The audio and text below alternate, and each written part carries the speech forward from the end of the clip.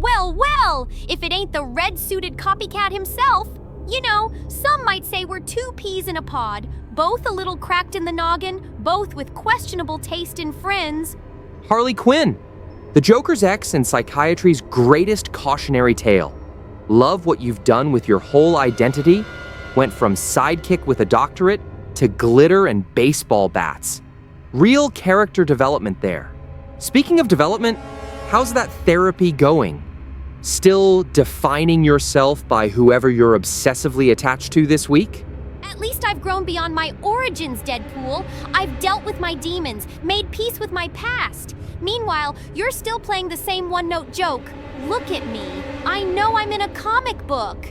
Real groundbreaking stuff there, Wade. Ooh, someone's been reading self-help books between hammer swings.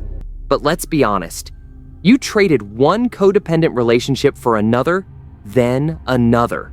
From Joker to Ivy to whatever vigilante crew would take you in. Me? I embrace my madness. My crazy is consistent, baby. Yours just changes its hair color to match whoever's giving you validation. 1 minute you're a tragic experiment, next you're cracking wise about chimichangas. At least my pain made me stronger. Yours just made you hide behind a mask and bad jokes that ain't even funny half the time. Let's talk about hiding, Doc. You traded your lab coat for face paint and a too-tight costume, pretending to be this zany, wild child. But we both know Harleen Quinzel is still in there. The ambitious psychiatrist who thought she could fix the Joker. How'd that work out? At least, I never pretended I could save anyone, including myself. I've made mistakes, sure, but I own them. You just shrug everything off with a joke and a wink like nothing matters. Must be awful lonely in that nihilistic bubble of yours. And speaking of bubbles, yours is just as isolated as mine. The difference? I know I'm ridiculous. I know I'm part of some cosmic joke. You're still trying to convince yourself you're some kind of liberated anti-hero instead of just trading one extreme for another.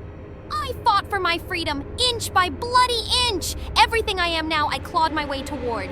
You got handed your powers in some half-baked experiment and spent the rest of forever making dick jokes and collecting swords. How about staying sane when my body is constantly destroying and rebuilding itself? How about maintaining a shred of humanity when I've died so many times I've lost count? Easy for you to judge from your cushy Gotham penthouse with your plant-loving girlfriend. Your freedom came with fan clubs. Mine came with cancer and voices that never shut up. Don't you dare minimize what I went through. I wasn't just the Joker's girlfriend. I was his psychological punching bag. He systematically stripped away everything I was until there was nothing left but his echo. I rebuilt myself from scratch without any heal-in factor or cosmic awareness. Just me, my broken pieces, and the determination to be something more than his punchline. But here's what grinds my gears. You crawled out of one toxic relationship and the world throws you a parade. Meanwhile, I'm out here saving reality itself sometimes, and I'm still treated like a clown. Aw, is somebody jealous of my popularity? That's adorable! Here's the thing, pool boy, people root for me because I'm authentic. When I laugh, when I cry, when I bash someone's head in with my bat, it's real. You're so busy performing for an invisible audience that I wonder if there's anything genuine left inside that cancer-riddled body of yours. You literally stole your whole aesthetic from the guy who abused you. Red and black color scheme ring any bells? And now you've got this whole Harley Quinn, liberated woman brand going. Good for you, sincerely. But don't preach authenticity when you're still figuring out who you are without defining yourself in relation to someone else.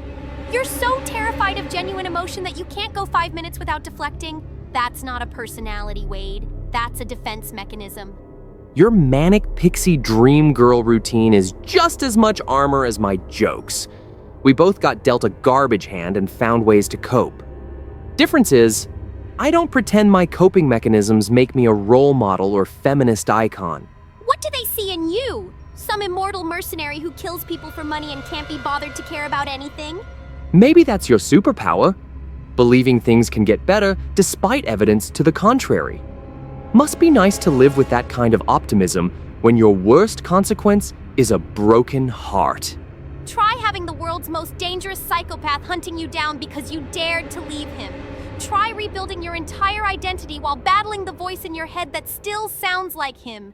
Your immortality means you never have to truly face consequences. I live knowing any mistake could be my last. But here's something to chew on.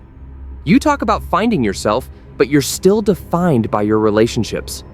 Joker's ex, Ivy's girlfriend, Birds of Prey member. When are you just gonna be Harley? I'm not just Harley despite those connections. I'm Harley because of them. What scares you more? Dying, which you can't do permanently anyway, or actually letting someone see the man behind all those scars? People in my orbit tend to stay broken. Or dead. So, yeah. Maybe the jokes and the walls are because it's easier than watching someone else I care about pay the price for my mistakes. Well, would you look at that? The merc with a mouth finally says something real. Listen, Puddin', we're both disasters walking on two legs. But at the end of the day, I'd rather risk getting hurt again than spend forever hiding behind a mask. Life's too short. Well, yours isn't. But you get my drift. To not take chances on finding something worth fighting for. Ah, that's adorable.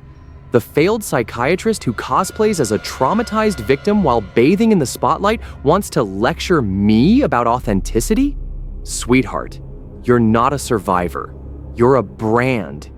You ditched Joker when the writers decided abuse victim wasn't trendy enough, so they repackaged you as empowered bad girl to sell more lunchboxes. Your journey is just whatever personality makeover tested well with focus groups this quarter. At least I own being a disaster. You? You're just Hot Topic's most profitable mistake. A watered-down villain for people who find actual psychopaths too problematic to idolize. So, save the therapy session, Doc. Unlike your personality, my damage isn't manufactured to boost merchandise sales. Now get lost.